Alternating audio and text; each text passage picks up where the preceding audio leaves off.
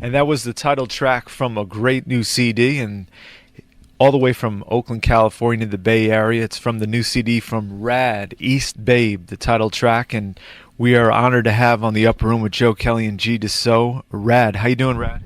I'm doing just great, Joe. Another record, and I kind of had to laugh because I think you put out a lot of great music, but you said you're one of the most non-prolific artists, which was pretty funny in your bio.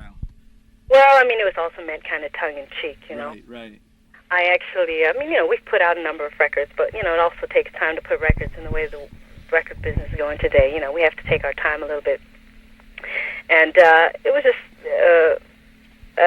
was just meant to say, let's see, you kind of got it, right? Yeah, I got it, definitely. So there was actually one person who did write a message saying, that doesn't make any sense, but I think for the most part, people who do know me and know kind of the tongue-in-cheek nature of that statement, they understand what we mean. And we should mention, you mentioned independent artist on the record label, Seven Bridges Recordings. SevenBridges.net is the website. The label, for you and your husband who produced the record, Michael Kirsch. So what's it like, pushing the new record? Is just out the door. I know you had some great songs available for listening on your MySpace page. What's been going on now? Well, that's definitely one thing that we decided to showcase, full-length tunes on the MySpace page, streaming, so not that everyone could pull it off, but so people really could get a taste of the flavor of the new album, and actually the response has been quite good. Mm-hmm. And other than that, we are preparing for a tour in Europe, first of all, to promote this record, and as well, get the band together and get me out of the house, basically. And so I'm looking very much forward to that. And so it's kind of I think the standard thing that people do. You put out a release, you got to go out and promote, and I'm just looking forward to some really great shows, and hopefully we can get out to the East Coast as well sometime. Yeah, we got to have you come to the studio. We have bands come in and play all the time, so you guys are welcome to stop by our studios. Yeah, would love to. Yeah, only an hour away from New York, so get a date over here set up. Yeah. Sure. RAD's website.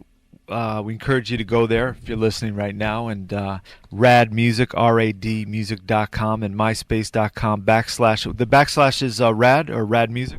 I think it's RAD Keys. Okay, RAD Keys. Okay. Keyboards or keys.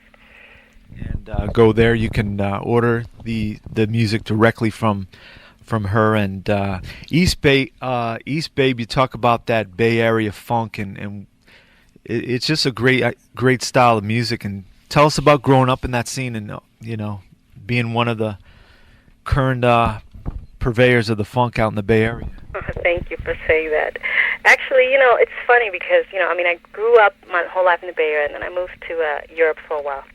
And one of the things that happens to you, travel, and I speak all different languages now and all this kind of stuff. And what we kind of did with this record is we definitely, I felt very much a need to kind of come home.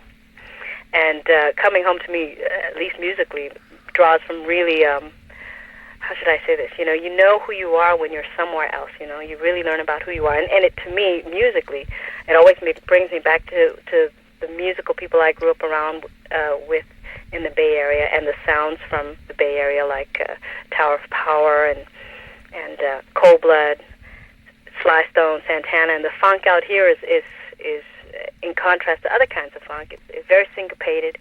It's very kind of airtight. Sometimes tempos are up, and it's a music that I definitely feel very comfortable in. Very Latin influenced as well. And so when I was coming up, I was playing with a lot of the people who were involved in all those bands that I named, like David Garibaldi from Tower of Power, or Ray Obiedo, who played with, so many of the bands out of the Bay Area. And so in a nutshell, what I'm trying to do with this record is keep that style up, which, I feel very much is an element in my own playing. And, just push the envelope a little bit, not trying to cop it straight up, but to try to bring a couple of more modern elements, or just, modern sensibility. There's no drum machine, no loops. We have the great John Blackwell playing on the record, who is also, by the way, now an East Bay resident. Yeah, that's right, yeah. and as well David Garibaldi, who's still here and who still plays for Tower and has been playing with me for a number of years. And yeah, that's it. It's a little bit of a love letter to my area, but it's not at all, I'm not just singing about, the East Babe. And in fact the title East Babe is a play on that as well, because a lot of the guys who know me around here too know that if there's a young woman playing funk around here, I'm one of them. Right. How's the live music scene for those who haven't been out to your area or want to go out there for the kind of music that you guys play? Well, I have to say that, for one thing, it may sound odd, but because of the way the world has become so much smaller, you will find people who really love this music all over the world. I mean, they're fans of this style of music. I mean, they just search you out, just check MySpace, or, you go from town to town, and there are people who know, what is hip and all those kind of tunes. So in terms of, our own local scene, I'd say that scene probably happened in the 70s, the late 60s, 70s, maybe the early 80s. And so, all of us have grown older. So the new scene of people coming out, I mean, the people who are playing around here are still kind of the older people who were playing around here. And I wouldn't necessarily say that the high point of that particular music scene is now, but there's still so many people who love that, and when I bring in people who used to play that early on, they're just so really proud that there's somebody younger like me in the fold still purveying this kind of a sound. I don't know if that answered your question completely. No, you answered it real well, and hip hop is king right now. So yeah. You have a lot of great acts like that, but I mean, they still reach out and say, hey, can you come do something with us, or so collaborations are in there, and I'm absolutely influenced by also today's music. It's not like we're trying to play old classics or anything like that per se. Rad is our special guest here at WVOF in the Upper Room with Joe Kelley and G. Deso. If you're listening to us on 24-hour broadcasts or on WVOF, we encourage you to go to radmusic.com. Also check out our MySpace website as well, and 7bridges.net for the entire collection of Rad CDs. And we're going to get a little later on in the program something from the live show at New Morning in Paris. And right now, we're going to get into a song. And let me ask you about the lyrics of That Ain't No Way, writing that. What inspired you to write a song like that? Because it seems like it's, a lot of people out there, but you're trying to teach a lesson how people can be, right? Positively. Well, I mean, more specifically, and I'll give credit to Michael Kirsch, who is also my writing partner. If there was an anti-Bush sentiment right now, this is kind of our tune to contribute to that. And it is, it's not super direct, and I'm not necessarily the most political person when I make music. However, we felt a compelling need to at least make the statement that what's going on right now with our government's policies are just not right and not very respectful of others. And so in a larger sense, that ain't no way. The lyrics go, that ain't no way to treat your neighbor. That's not the way to treat your friends, and you shouldn't be arrogant and rule everything and think you know everything. And that is a song that if you listen to it, it's mean and biting, and it's meant that way. It's meant to tell people. In fact, there's a lot of tunes like that out there too. But this is my tune, or our tune, to say, listen up, and not everybody's going to sit back and take it all laying down, And you're an international touring and recording artist, so I'm sure you're well aware of a lot of feelings of other countries about the U.S. Yeah, and it's not, I'm not necessarily going to say, I guess I shouldn't just sit there and say, like, oh, it's not really that political, but it is. It's meant to say, this is just not, it's not cool right now, it's not happening, and you just can't keep going about, not listening to people and ignoring, even your own people, so... That's his non-love letter. Right. So we'll let Rad's music do the talking right now. This is That Ain't No Way from East Babe, radmusic.com. We'll come back and speak once again with Rad. From Rad CD, East Babe, that's Baby Girl, dedicated to her daughter. And how's your daughter feel when you go on a tour? Oh, that has not always been an easy task. And I mean, I still remember when I got into Prince's camp, and she was just turning 4 months old, and it was very difficult, to kind of to have two incredibly big gigs happening at the same time.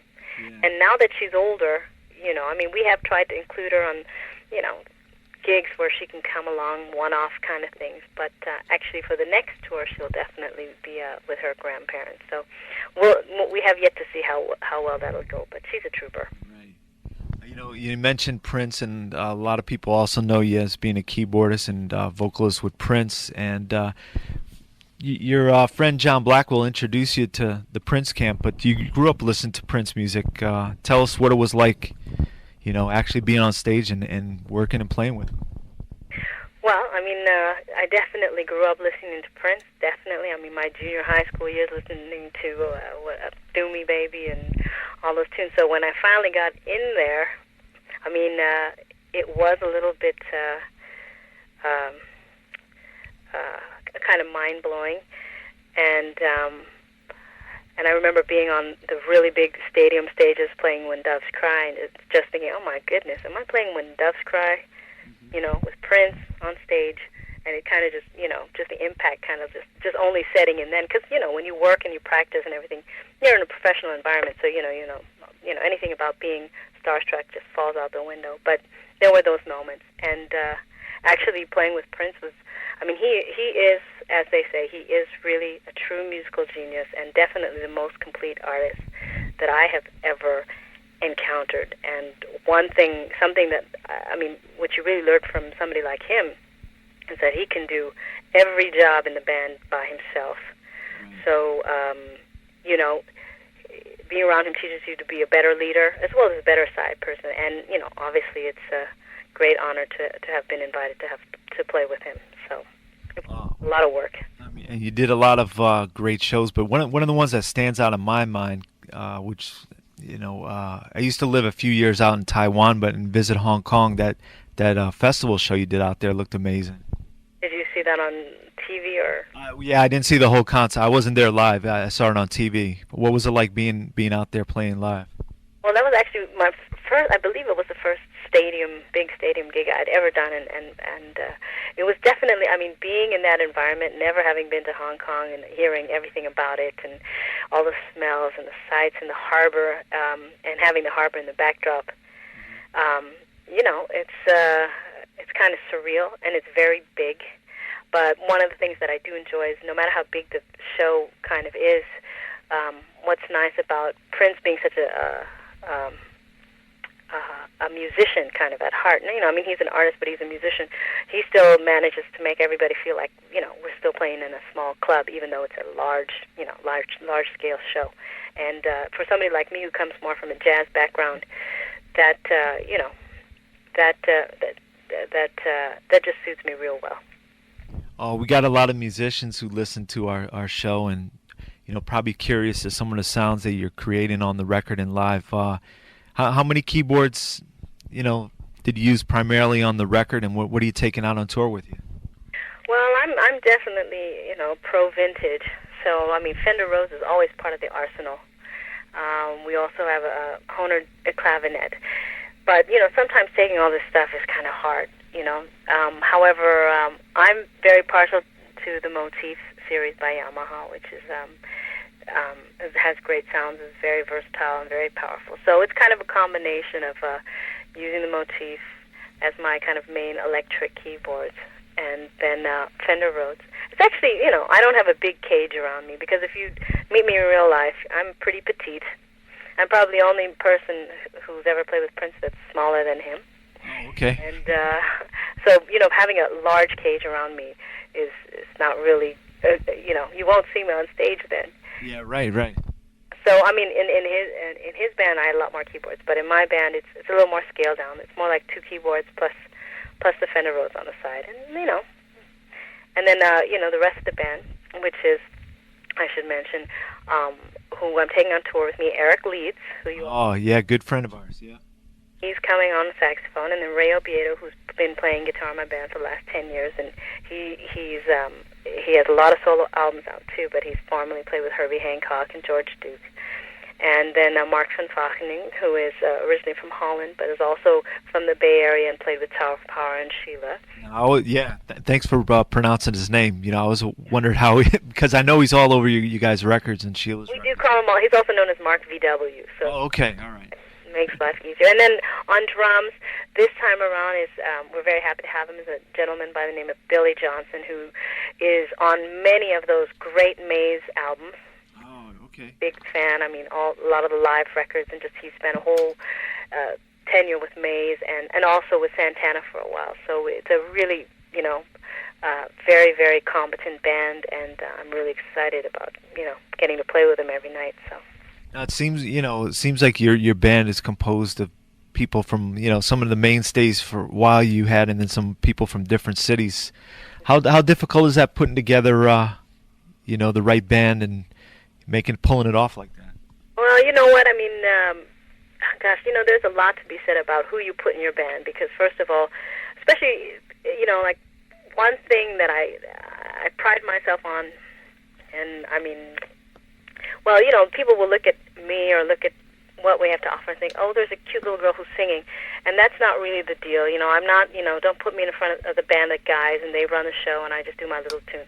We're, there's a real quintet or combo unit. We're all playing together, and we try to be fierce and relentless. So to find people who have good chemistry playing is not always easy. You can always say, oh, this guy's a monster and he can play in this, or she can play in this, but to find people who have a similar musical sensibility is not easy. But I've been very lucky that actually a lot of these people who have been playing in my band in recent years, we have a similar vibe. We listen to similar music. Not all the same, but we know that kind of East Bay sound that, I'm always trying to get in my group. And then logistically, in the end, it's just a matter of trying to coordinate flights and finding rehearsal time that, where we can all be together. And like I've said before, some of these guys have played with me for a while, so, even if we're learning a new tune, we're already on the same page of how it should kind of come out. So, and that helps a lot.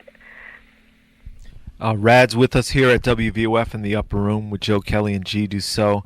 I got to give credit to Michael, who produced the record, and I'm listening to East Babe, and when it's a high quality production, when you can try to listen for each instrument and it comes out sounding equally strong and not buried in the mix. It's just you guys put a great sound to it.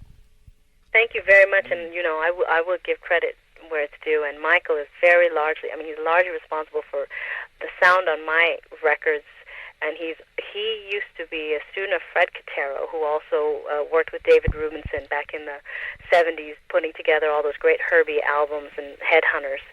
So he's in a direct lineage to that great fat analog sound, and even though we work in the digital world today, he thinks it's important not just to not to just cop it like color by numbers, but to really bring that warmth in. And he is very much, as I am, into having a real performance on the record. So even if there's like a little bit that's a little out of tune when I sing, or maybe just any little imperfections, which all machines can fix, we really choose to keep things still raw feeling, keep things still feeling quite spontaneous. And if you listen to John Blackwell's playing on this record in particular, he's one of those drummers, as you know, who he gets fired up and he really goes for it. And all of that is in there. And I mean, personally, you don't hear enough of that in records today, I think, because everything is so kind of perfect and sanitized already. So, and I think that's also one of the strengths of having Michael having produced this record, which, by the way, he is also working on John Blackwell's record. So yeah, John, we spoke to him, off air. He's really pumped about the sound. I guess it's in the final mix down, right? Well, there are a couple things still to be done, but there's some really nice, tasty stuff, and that kind of sound, that kind of punch, you will definitely get it. Another compliment I got before I forget, to the songwriting. A lot of the songs kind of take in different directions, all within 6 to 5 minute songs. I mean, tempos and sound wise, it's pretty diverse. Well, one thing is that today, as an artist, I'm definitely beyond, can I get radio airplay, and does the chorus come early enough, and, all that business about how to make something radio/hit friendly. And we kind of said on this record, we're just going to do really what we want, and even more importantly, we want to capture what the band plays like live, Right. We want there to be dynamics. We want there to be, a C part or a bridge, which is, or maybe none, and just the groove is just kind of moving. And at the end of the album, there's a tune called In Time When Love, and that's nearly 12 minutes long. And that was just really recorded in its entirety in the studio with, Michael in the control room going, keep going, just, let it go. And, that's the kind of record you would have heard in the 70s as well. Yeah, oh yeah. Yeah, two cuts on one side, yeah. Yeah, so we didn't feel like we had any restrictions telling us, like we need to make the radio edit or this record should be played so that we can put beats under it. I mean, if something like that eventually happens, I'd be, that'd be fine.